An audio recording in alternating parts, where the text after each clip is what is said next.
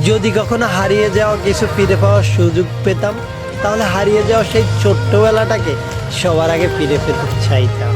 ছোটবেলায় ভাবতাম কবে বড় হব, আর আজ বড় হয়ে ভাবি সেই ছোট্টবেলাটা আর কি কখনো ফিরে পাবো। মিস করি হারিয়ে যাওয়া সেই ছোট্টবেলাটা, যখন জীবনে টেনশন নামক শব্দটার কোনো অস্তিত্বই ছিল না। যতই বড় হতে লাগলাম, ফ্যামিলি, ক্যারিয়ার আর ফিউচার নামক টেনশনটা ততই বাড়তে থাকলো। মিস করি সেই সময়টা যখন সারাটা সময় নিজের মধ্যে ছিল হাসি খুশি আর চঞ্চলতা। মিস করি সেই ছোটবেলাটা যখন বোর হলেই সবাই মিলে একসাথে মক্তবে যেতাম, আর একজন আরেকজনের হাস্যরসাক্ত 4-5টা নাম রাখতাম।